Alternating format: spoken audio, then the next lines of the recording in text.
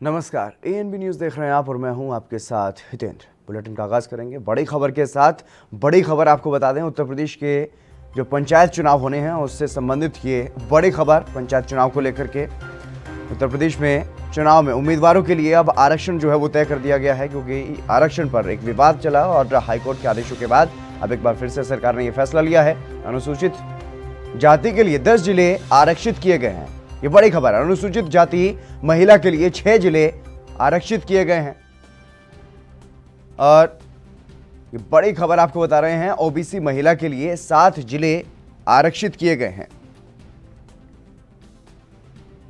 आरक्षण को लेकर के ये बड़ी खबर उत्तर प्रदेश के पंचायत चुनाव को लेकर के जिला पंचायत अध्यक्ष के लिए ये 12 जिले जो हैं सामान्य महिलाओं के लिए आरक्षित किए गए हैं। और इसके अलावा आपको बता दें, जिस तरीके से जो बाकी बचे 27 जिले हैं उनमें कोई आरक्षण नहीं होगा।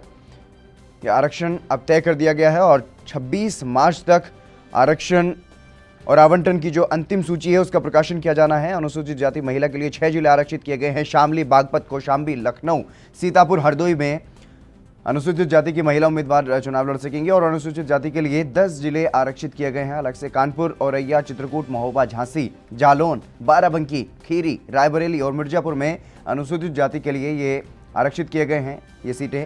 ओबीसी के लिए 7 जिले, ओबीसी महिला के लिए 7 जिले आरक्षित किए गए हैं।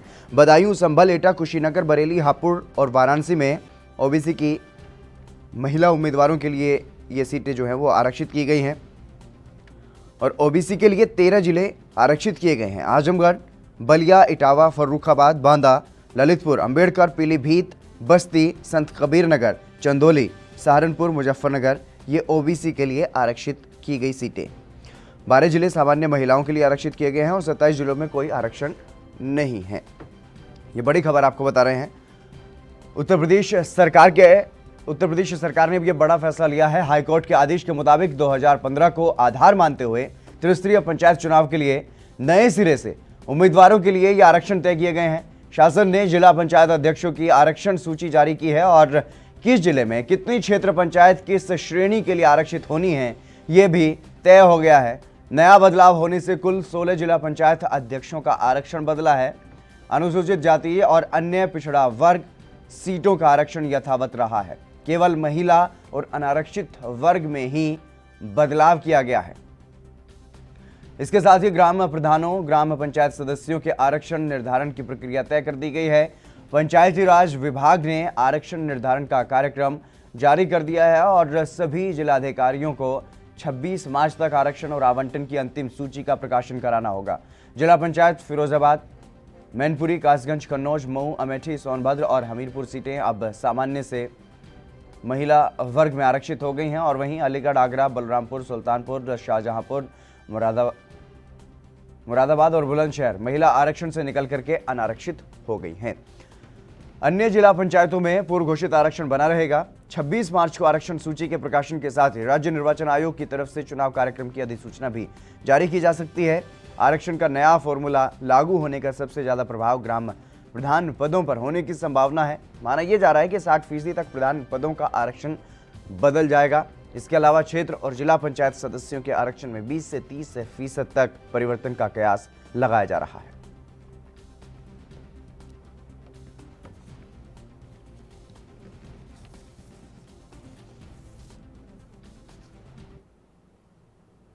राजीव रंजन राय वरिष्ठ पत्रकार हैं, हमारे साथ जुड़ गए हैं। राजीव जी, आपका स्वागत है एएनबी न्यूज़ पर। धन्यवाद हितेंद्र जी, धन्यवाद। राजीव जी, जिस तरीके से अब ये सूची पहले जारी की गई थी फरवरी में और अब एक बार फिर से ये बदलाव हुआ है, तो इसका कितना आपको लगता है कितना असर पड़ने वाला है उन उम्मीदवारों पर जो तैयारी कर रहे थे लगातार अपना चुनाव लड़ने की, और अब अगर आरक्षण में इस तरीके से बदलाव हो गया है तो उन पर कितना असर पड़ता हुआ दिखाई देगा? बदलाव तो पड़ेगा, बिकॉज आपने बीच में वो सीट को डी रिजर्व कर दिए हैं तो उससे तो उससे प्रभाव पड़ेगा। लेकिन आपने पंचायत चुनाव में देखा है कि मुझे ऐसा लगता है हितेंद्र कि पंचायत चुनाव में आप जैसे महिलाओं के लिए आप आरक्षित कर देते हैं सीट को, तो जो पावरफुल लोग होते हैं वो अपनी पत्नियों को खड़ा कर देते हैं, कोई भाभी को खड़ा कर देता है, कोई मदर को खड़ा करके चुनाव जीत जाते हैं। और सारा का यही मुझे लगता है कि सब जगह महिलाओं के जितने इस प्रकार के महिलाओं को जहां भी आरक्षण दिया गया है देश में कहीं भी, वहां सामान्य रूप से यही हो रहा है। कुछ महिलाओं की बात अगर हम छोड़ दें तो बाय एंड लार्ज स्थिति यही बनी हुई है। मुझे लगता है कि आरक्षण इस जो आप पंचायत चुनाव में ये जो हमारा पंचायत राज इंस्टीट्यूशंस में जो रिजर्वेशन दिया जा रहा है उसका मैकेनिज्म वही हमें रखना चाहिए जो जॉब में रिजर्वेशंस में है, वही रखना चाहिए। देखिए अभी होता क्या है कि आरक्षण का मतलब क्या होता है, आरक्षण को भी हम वोट बैंक के टूल के रूप में यूज कर रहे हैं, जबकि आरक्षण का मतलब होता है आपका एम्पावरमेंट होता है। जो लोग एम्पावर्ड नहीं हुए हैं, आज आपने जॉब में आरक्षण मिला, उस वजह से उनको नौकरियां मिली है। जिनको जॉब में आरक्षण की वजह से नौकरियां मिली, देखिए उनके बच्चों को फिर नौकरियां मिली और उनका समाज में एक उनका इकोनॉमिक एम्पावरमेंट हो गया। वो एक डिफरेंट क्लास बन गए, different class in the positive sense में। वो ऐसा नहीं कि मतलब और दूसरों को परेशान करने वाली क्लास, तो उसमें और उसका एक्सेप्टेंस भी बढ़ा, तो एक पॉजिटिव इम्पैक्ट आया। और यहाँ पंचायत में जो ये रिजर्वेशन दी, महिलाओं का एम्पावरमेंट अच्छी बात है, लेकिन वो देखा ये जाता है क्या कि उसमें एम्पावरमेंट कम होता है। जैसे मैं आपको अपना एग्जांपल दूं, हमारे भी गांव के बगल में एक पंचायत है, वहां भी महिला है। वो पहले जो मुखिया थे वो चुनाव वो मतलब वो थे, जब वो महिलाओं के लिए रिजर्व हुआ तो वो बन गए, बाद में फिर वो शेड्यूल्ड कास्ट के लिए आरक्षित हुआ, तो पहले जो शेड्यूल्ड कास्ट का मुखिया था वो उसने अपनी पत्नी को बनवा दिया। तो बात तो वहीं आकर खत्म हो जाती है और महिलाओं को इससे ज्यादा एम्पावरमेंट नहीं होता है। तो मुझे लगता है कि उत्तर प्रदेश में भी मैं मानता हूं कि आरक्षण वो थोड़ा सा वोट बैंक की पॉलिसी से हट करके इस प्रकार से उसको लागू करे कि इसका पॉजिटिव फायदा हो। अदरवाइज तो एक फॉर्मेलिटी है, इससे कुछ होता जाता है नहीं। जितेंद्र जी, तरीके से 2015 को अब 20 बना करके ये जो आरक्षण सूची है ये जारी करने की बात कही जा रही है, इसको फाइनल करने की बात कही जा रही है। लेकिन जो लोग पिछली जो आरक्षण सूची जो जारी की गई थी उसके हिसाब से जो अपनी तैयारियां कर रहे थे, अब उनको परेशानी होगी, वो भी कोर्ट जा सकते हैं। तो फिर क्या अब यही बना रहेगा? कोर्ट जाएंगे, बिल्कुल कोर्ट जाएंगे। एक तो देखिए पहले आरक्षण का जो इम्प्लीमेंटेशन होना चाहिए वो पूरे राज्य में होना चाहिए। जैसे कि हमारे बिहार का मैं एग्जांपल दूं तो वहाँ पूरे राज्य में एक तरफ से उन्होंने आरक्षण को लागू किया है। और उसी प्रकार उत्तर प्रदेश में जैसे कि आप पंचायती राज इंस्टीट्यूशंस में अगर आप आरक्षण दे रहे हैं तो वो एक तरह का सामान्य रूप से होना चाहिए, ताकि एक बार जो सीटें महिलाओं के लिए रिजर्व हो जाए, फिर शेड्यूल कास्ट महिलाओं के लिए होता है, फिर उसमें कुछ जिला जहां की ये मैं मानता हूं कि कुछ डिस्ट्रिक्ट में जहां हितेंद्र जी आपके शेड्यूल ट्राइब पॉपुलेशन कम होगा, वहां फिर थोड़ा सा उसमें चेंजेस की जरूरत पड़ती है। और कुछ जिला में जहां शेड्यूल कास्ट पॉपुलेशन कम है वहां जरूरत पड़ती है। लेकिन मुझे लगता है कि पंचायत में तो ये इशू नहीं आती है और वो बहुत जरूरी है। और ये 5 साल के बाद ही चेंज होता है, एक टर्म में तो होता नहीं है। उसके बाद फिर रोटेट करता है, ये सब जगह रोटेट करता है। और विधानसभा में भी कुछ सीटों पे इस प्रकार से वो रोटेट कराते रहते हैं जब वो चेंजेस होता है। लेकिन ये भी कोर्ट में जाएंगे, वो भी पहले कोर्ट में गए हुए हैं। कुछ लोगों को परेशानियां होगी, लोगों के जिन्होंने तैयारियां की होगी वो कोर्ट तो बिल्कुल स्वाभाविक रूप से कोर्ट में जाएंगे कि एन वक्त पे आपने चेंज कर दिया। और मुझे लगता है कि कोर्ट इस मामले का संज्ञान भी लेगी और इस पे कार्रवाई भी होगी, मतलब उसकी सुनवाई उस पे होगी। मुझे लगता है राजीव जी, जिस तरीके से ग्राम पंचायत में अगर प्रधानी के लिए, सरपंची के लिए भी चुनाव लड़ते हैं तो उसमें भी काफ़ी खर्च अभी तक जो उम्मीदवार बनने वाले हैं वो कर चुके हैं। कुछ खेलों का आयोजन करवा रहे हैं, कुछ अलग अलग तरीके से आयोजन करवा रहे हैं, तो वो खर्च तो लगातार कर रहे हैं। वो कहीं ना कहीं अपना जो जनाधार बढ़ाने की कोशिश कर रहे थे, उनके लिए ये झटका हो सकता है। बिल्कुल बिल्कुल उनके लिए झटका है। उन्होंने मेहनत किया, उन्होंने जो मैकेनिज्म आपने तय किया था उसके आधार पे मेहनत किया और चुनाव के एन वक्त पे यानी कुछ महीना पहले फिर आप उसको चेंज कर देते हैं, तो वो तो कोर्ट में ही जाएंगे, 100% वो कोर्ट में जाएंगे। क्या उम्मीद की जाए, क्योंकि कोर्ट के आदेश पहले हुए थे कि चुनाव जल्दी करवाए जाएं, तो उसी के तहत प्रक्रिया चल रही थी। और अब एक बार फिर से जब कोर्ट में ये मामला गया और ये कहा गया कि 2015 को आधार वर्ष जो है वो बनाया जाए, अब उसके आधार पर ये आरक्षण सूची तय कर दी गई, तो इस तरीके से कब तक ये ऐसे बदलाव सहन करेगी जनता? देखिए हितेन जी, ये सब मैंने जैसा कहा, मैं यहाँ एक बात को रिइंफोर्स करना चाहूंगा कि पंचायत जो अपनी पंचायत के पीछे जो आइडिया है वो बहुत ही ब्यूटीफुल आइडिया है। लेकिन पंचायत से हमारे यहाँ क्या बन गया है, पंचायत अपने देश में बन गया है। कुछ पंचायत की हम बात ना करें तो ये सब पैसा कमाने का धंधा, एक ये मैकेनिज्म बन गया है पॉलिटिकल पार्टीज के लिए कि वो अपने लोगों को खड़ा करके उनके थ्रू जो पंचायत में जो फिर फंड्स आते हैं उनको, उनसे काम धाम तो कुछ होता नहीं है। काम मुझे तो दिखता, पता नहीं काम क्या होता है, भगवान जाने। आपके यहाँ काम हो रहा होगा, मैं तो ढूंढते रहता हूँ काम के, थोड़ा बता दो काम के इतने पैसे खर्च होते हैं, काम कहाँ होता है। तो ये इसको अगर आप ईमानदारी से पंचायती राज इंस्टीट्यूशंस के पीछे जो आइडिया है, जो विजन है, आप उसको लागू नहीं करेंगे। आरक्षण तो देखिए छोटी सी बात है। आरक्षण तो ये है कि ये सीट पे महिलाओं के लिए था, हमने शेड्यूल कास्ट के लिए था, इसको ना करके उसको कर दिया, ठीक है, वो एक दूसरा इश्यू है कि आप वो कर रहे हैं। लेकिन जो ब्रॉडर आइडिया, जो ग्रेटर विजन लेकर के हम चले हैं पंचायती राज इंस्टीट्यूशंस के पीछे, वो इम्प्लीमेंट नहीं हो रहा है। और उसके बाद ये सारी चीजें हो रही थी। इसमें निगेटिव पॉलिटिक्स इतना आ गया है, पॉलिटिक्स ऑफ मनी, पैसे की राजनीति इतनी इसमें हावी हो गया है कि पंचायती राज इंस्टीट्यूशंस उसी का खामियाजा भुगत रहा है। और अगर हम नेक्स्ट लेवल की बात करें तो मिला जुला करके अपने यहाँ इलेक्शंस का सारा माहौल ही ऐसा हो गया, चाहे पंचायती राज इंस्टीट्यूशंस हो, विधानसभा हो। अब तो यह मामला लोकसभा तक पहुंच गया है। अब आप तो कुछ नहीं कर सकते। राजीव जी, एक और बड़ी बात आपने कही थी महिलाओं के सशक्तिकरण की, लेकिन सिर्फ महिलाओं के सशक्तिकरण की नहीं, अगर एससी के जो उम्मीदवार होते हैं, जो अनुसूचित जाति से संबंधित होते हैं, अगर वो भी चुनाव लड़ते हैं तो वो भी वही लोग चुनाव लड़ सकते हैं जिनकी आर्थिक स्थिति ठीक है, अच्छी है, वही चुनाव में हिस्सा ले सकते हैं। गरीब लोग तो चुनाव में हिस्सा ना ही लें, यही बेहतर समझा जाता है, क्योंकि वो वोट कैसे अर्न करेंगे, वोट कैसे प्राप्त कर सकेंगे वो।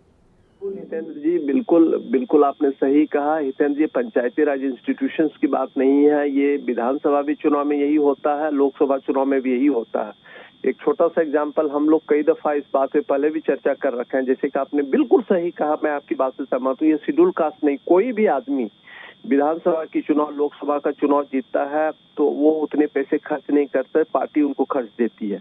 नहीं तो आज आप देख लीजिए, एक डिबेट में मैंने इस इशू को रेज भी किया था, आप ही का डिबेट था शायद, कि देश में 189 लोकसभा के मतलब ये सदस्य हैं शेड्यूल कास्ट, शेड्यूल ट्राइब्स का। आप मान लीजिए, अगर मान लीजिए कि उसमें 40-50 आदमी एकदम अंधभक्त है किसी भी पार्टी का, मान लीजिए, वो मान लीजिए कि नहीं जी वो कुछ बोलता नहीं, जो हितेंद्र कहेगा वही बोलेगा जैसे।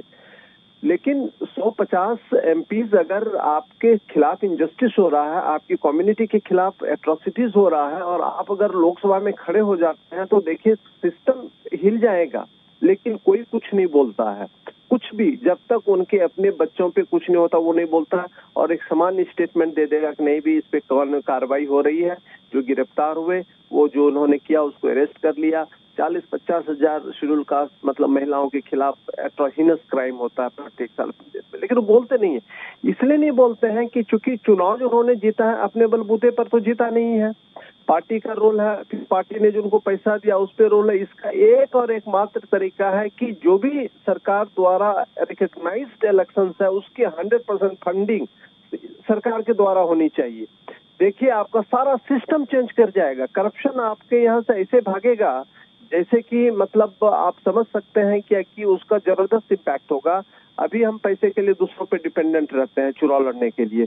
आपसे हमने पैसे ले लिए, आपने हमें दे दिया कि नहीं राजीव जी चुनाव जीत सकता है, 1 करोड़ आपने दे दिया, 2 करोड़ उन्होंने दे दिया, 50 लाख इसने दे दिया, 1 लाख 10 लोगों ने दे दिया। इस प्रकार से हमने 4-5-6 लाख रुपए करोड़ इकट्ठे करके चुनाव जीत गए।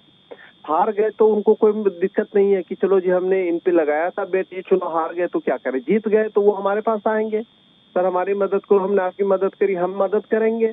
तो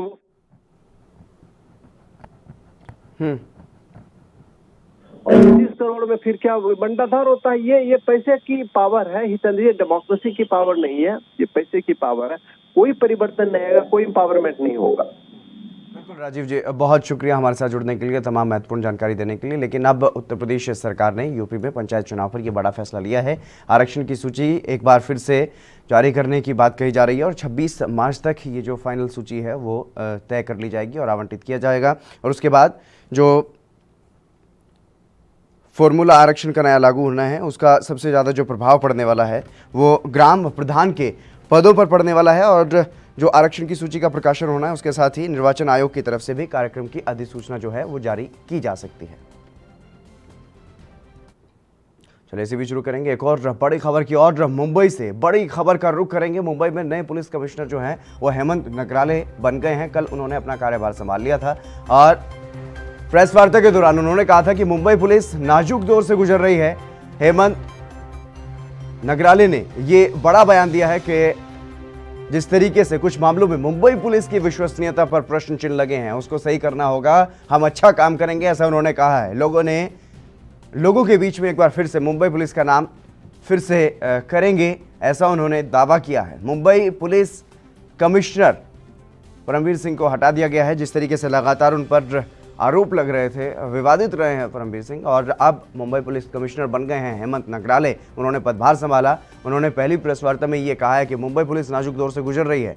कुछ ऐसे मामले हुए हैं जिससे मुंबई पुलिस की विश्वसनीयता पर प्रश्न चिन्ह लगे हैं और मुझे विश्वास है कि हम अच्छा काम करेंगे, लोगों के बीच में मुंबई पुलिस का नाम एक बार फिर से कर सकेंगे। इसके साथ ही उन्होंने महाराष्ट्र सरकार का धन्यवाद भी किया है, उन्हें इतनी बड़ी जिम्मेदारी दी गई है। लेकिन ये बड़ा सवाल अपने आप में है क्योंकि विश्वसनीयता पर सवाल जरूर उठ रहे हैं मुंबई पुलिस की। मुंबई पुलिस पर कई गंभीर आरोप भी लग रहे हैं, पक्षपात करने का भी आरोप मुंबई पुलिस पर लगा है और कुछ मामले ऐसे जिनमें सही तरीके से जांच नहीं कर पाने का भी आरोप मुंबई पुलिस पर लगा है। और ऐसे नाजुक दौर में जिम्मेदारी मिली है हेमंत नगराले को। ये बड़ी खबर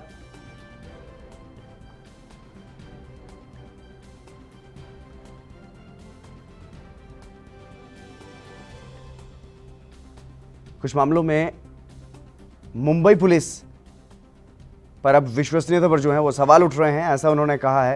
हेमंत नगराले ने कल अपना कार्यभार संभाला और उसके बाद उन्होंने प्रेस वार्ता की तो उन्होंने ये बात कही है कि मुंबई पुलिस इस वक्त नाजुक दौर से गुजर रही है और ऐसे नाजुक दौर में उन्हें ये अहम जिम्मेदारी दी गई है। इसके लिए उन्होंने शुक्रिया भी किया है महाराष्ट्र सरकार का। लेकिन महाराष्ट्र सरकार और मुंबई के पुलिस कमिश्नर पर लगातार सवाल उठते रहे हैं और अभी भी जिस तरीके से एंटीलिया का जो मामला सामने आया, मुकेश अंबानी के घर के बाहर जो गाड़ी खड़ी हुई थी उस पर जो मामला जो है वो सामने आया, उसमें सचिन वाजे एक पुलिस अधिकारी हैं, उसको लेकर के भी महाराष्ट्र सरकार और मुंबई पुलिस सवालों के घेरे में है। और ऐसे समय में मुंबई के पुलिस कमिश्नर का तबादला किया गया है और ये जिम्मेदारी मुंबई की अब हेमंत नगराले को दी गई है और उन्होंने जिम्मेदारी संभालते ही ये कहा है कि मुंबई पुलिस जो है वो इस वक्त नाजुक दौर से गुजर रही है। और उन्होंने जिस तरीके से विश्वसनीयता पर सवाल उठ रहे हैं उसका जिक्र करते हुए कहा है कि एक बार फिर से लोगों में विश्वास जगाने की कोशिश की जाएगी। महाराष्ट्र शासन का शुक्रिया अदा करता हूं कि उन्होंने मुझे इस काबिल समझा कि ऐसे नाजुक परिस्थिति में जब एक ऐसे दौर से मुंबई पुलिस गुजर रही है जिसमें पुलिस के ऊपर का कॉन्फिडेंस थोड़ा कम हो रहा है, ऐसे वक्त उन्होंने मुझे काबिल समझा कि मैं इसमें कुछ करेक्शन कर सकता हूं। उसके लिए मैं उनका शुक्रिया अदा करता हूं।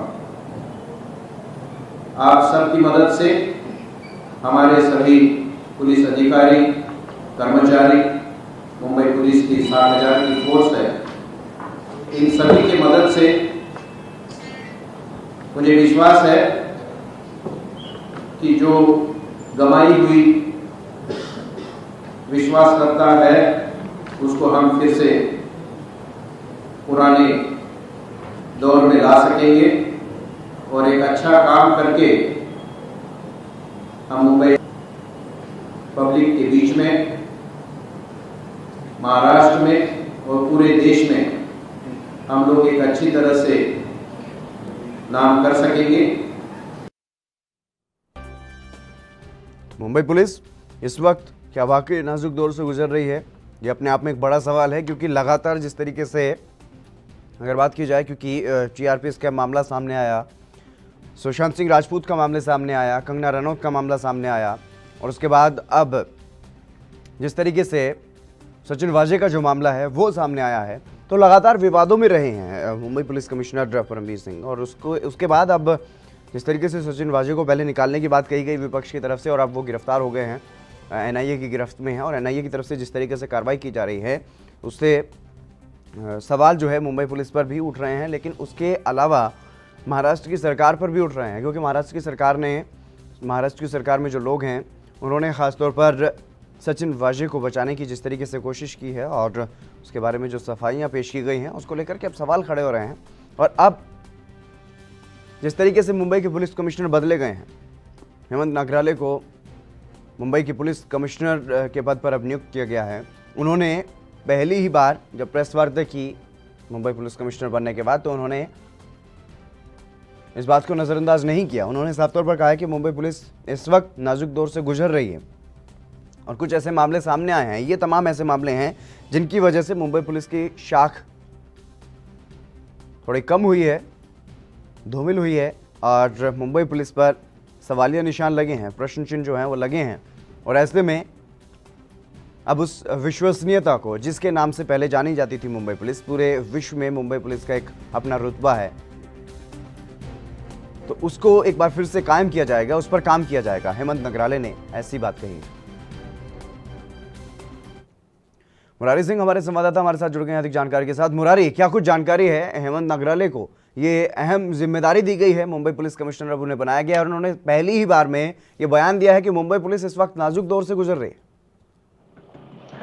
जी हितेंद्र, बिल्कुल सही कहना है। आपको बता दें कि सुशांत सिंह सुसाइड केस के बाद से ही मुंबई कमिश्नर परमवीर सिंह के ऊपर लगातार सवाल उठ रहे थे और ऐसे में जहां देश के सबसे अमीर आदमी अंबानी के घर के बाहर विस्फोटक सामग्री और स्कॉर्पियो मालिक की संदिग्ध परिस्थिति में मौत, उसके बाद मानो कि विपक्ष महाराष्ट्र सरकार पर हमलावर हो गई थी और यही वजह था कि अब जो है महाराष्ट्र सरकार ने जो है परमवीर सिंह का जो है कि तबादला होमगार्ड विभाग में कर दिया है। वहीं उनकी जगह पर नए मुंबई कमिश्नर को हेमंत को लाया है। उन्होंने कल जिस तरीके से प्रेस कॉन्फ्रेंस करते हुए कहा कि मुंबई पुलिस इस समय काफी खराब स्थिति से कह सकते हैं कि गुजर रही है। मुंबई पुलिस की एक अच्छी छवि थी और उस छवि को सुधारने के लिए, उसे फिर एक बार बनाने के लिए जो जवाबदारी मुझे दी गई है उसे हम निभाएंगे। लेकिन कल जिस तरीके से प्रेस कॉन्फ्रेंस में मुंबई पुलिस कमिश्नर जो हेमंत बने हैं, उनकी जो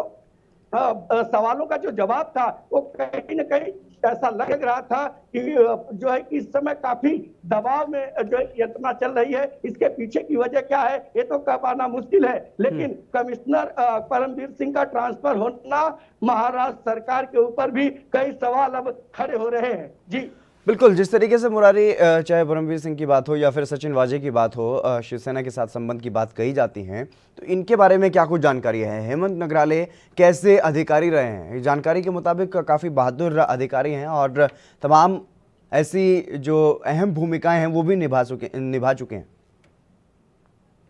देखिए, अगर इनकी बात करें हेमंत नगराले की, उन्होंने जिस तरीके से विस्फोटक से भरा हुआ बैग लेकर सैकड़ों लोगों की जान इस मुंबई में बचाए थे, उसकी चर्चा आज भी गलियों में होती है। अगर बात करें इनकाउंटर की या फिर नक्सली इलाकों में या फिर देश के लिए आतंकवादियों से लड़ने के लिए, तो उनके हौसले की, उनके जज्बों की आज भी तारीफ होती है। शायद यही वजह है। हितेंद्र, आपको बताएं कि परमवीर सिंह को हटाने के बाद 3 से 4 ऐसे नाम थे जो कमिश्नर पद के लिए आगे चल रहे थे, लेकिन 70 से 80% जो चर्चाएं थी वो हेमंत के ऊपर थी और आखिरकार वही हुआ है। अब ऐसे में देखना ही होगा कि नए पुलिस कमिश्नर के पद पर हेमंत नगराले किस तरीके की भूमिका निभाते हैं, चाहे वो विस्फोटक से भरी कार का मामला हो या फिर अन्य मामले हैं। लेकिन विपक्ष जहां एक तरफ महाराष्ट्र सरकार पर पूरी तरह से अपना दबाव बना रही है, वहीं मुंबई पुलिस के जो नए कमिश्नर बने हैं वो बड़े ही सादगी के साथ इस पूरे मामले को सुलझाने का प्रयत्न कर रहे हैं। जी, वहीं अगर बात की जाए, क्योंकि जिस तरीके से महाराष्ट्र सरकार पर पुलिस पर दबाव बनाने का कहीं ना कहीं जो आरोप लग रहा है और कुछ इस तरीके से दिखाई भी दे रहा है, जिस तरीके से जो आरोपी पुलिसकर्मी हैं उनके पक्ष में खड़ी होती दिखाई दे रही है महाराष्ट्र सरकार, तो ऐसे में क्या इस बात से इनकार किया जा सकता है कि अगर पहले दबाव था तो अब दबाव नहीं रहेगा हेमंत नगराले पर? देखिए, आपको एक चीज बता दें कि कुछ ऑफिसर ऐसे होते हैं जो शायद अपने इन्हीं कामों के लिए जाने जाते हैं और इन्हीं में से हेमंत नगराले हैं जो किसी भी दबाव में काम नहीं करते हैं। अपना ट्रांसफर या इस्तीफा या अपनी नौकरी छोड़ने तक की बात करने वाले हेमंत नगराले इसीलिए शायद जाने जाते हैं। अब ऐसे में उनके ऊपर जो जवाबदारी दी गई है उस पर किस तरीके का दबाव है या किस तरीके का दबाव पड़ सकता है ये तो हितेंद्र कह पाना मुश्किल है। लेकिन जिस तरीके से मुंबई में इस समय क्राइम सीन को लेकर या पॉलिटिकल में जिस तरीके से पूरी चीज चरमराई हुई है, ऐसे में हेमंत नगराले एक अच्छी भूमिका निभा सकते हैं, ऐसे आकलन किए जा रहे हैं। जी, वहीं अगर बात की जाए विपक्ष की, क्योंकि विपक्ष लगातार सवाल उठाता रहा है महाराष्ट्र सरकार पर, मुंबई पुलिस पर, विपक्ष की तरफ से क्या कुछ प्रतिक्रिया इस मामले पर सामने आई हेमंत नगराले की नियुक्ति के बाद? देखिए, आपको बताएं कि जैसे ही परमवीर सिंह के ट्रांसफर की बात आई, हेमंत नगराले को कमिश्नर बनाया गया और प्रेस कॉन्फ्रेंस हुआ, उसके बाद बीजेपी खास करके पूरी तरह से आक्रामक हो गई और उनका कहना है कि परमवीर सिंह का भी इस पूरे मामले में जांच होनी चाहिए। तो कहीं ना कहीं कुछ ऐसी बातें हैं जिसे लेकर विपक्ष सीधा हमलावर हो चुकी है और जिस तरीके से विपक्ष आरोप लगाई है, चाहे राम कदम की बात करें, चाहे अतुल भालतकर की बात करें, चाहे महाराष्ट्र के पूर्व मुख्यमंत्री देवेंद्र फडणवीस, साफ तौर पर कहे हैं कि 6 साल पुलिस लाइन में ड्यूटी करने वाले वाजे 3 साल तक क्राइम ब्रांच में करने वाले 5,000 करोड़ के मालिक कैसे बन गए हैं। इतनी कंपनी उनके पास कैसे है, खुद की 3-3 कंपनियां हैं, इनके पीछे कौन लोग हैं, किनके साथ मिलकर ये कंपनी चलाई जा रही थी, कहां से ये पैसे लाए जा रहे थे। तो ऐसे तमाम सवाल जो है बीजेपी सहित विपक्ष महाराष्ट्र सरकार पर अब दागना शुरू कर दी है। हितेंद्र जी, मुरारी, इस पूरे मामले में जिस तरीके से मनसुख हिरेन की जो हत्या का जो मामला सामने आया या फिर आत्महत्या का जो मामला सामने आया जिसकी अभी तक गुत्थी नहीं सुलझी है, तो उसमें उस पूरे मसले को लेकर के हेमंत नगराले ने क्या कुछ प्रतिक्रिया दी है, उन्होंने क्या कहा है? क्योंकि एटीएस की जांच पर सवाल उठाए जा रहे हैं विपक्ष की तरफ से। देखिए, कल जिस तरीके से उनसे पूछा गया, उन्होंने कहा कि जिस तरीके से जांच चल रही है, जो क्राइम ब्रांच के ऑफिसर है चाहे एटीएस है, एटीएस इस मामले में बड़ी ही गंभीरता के साथ बारीकी से काम कर रही है और बहुत जल्द ही इस पूरे मामले की गुत्थी सुलझा ली जाएगी। अगर इनके ऊपर और आगे सवालों के जवाब अगर देखे जाए तो प्रेस कॉन्फ्रेंस में कई ऐसे सवाल थे जिस पर हेमंत नगराले ने कोई जवाब नहीं दिया है। हालांकि उन्होंने साफ तौर पर कहा है कि अभी तो हमने आज जो है कि यहाँ पर ज्वाइन किया है, अब ऐसे में जो जवाबदारी मिलती है, जो जिम्मेदारी मिलती है और जो चैलेंज मिलता है उसे हम निभाने के लिए पूरा प्रयत्न करेंगे। तो कहीं ना कहीं जो कमिश्नर हेमंत नगराले जो मुंबई के बने हैं वो पूरी सामान्यता सरलता के साथ इस पूरे विवाद को भी सुलझाना चाहते हैं और मुंबई पुलिस पर जो पिछले कई महीनों से।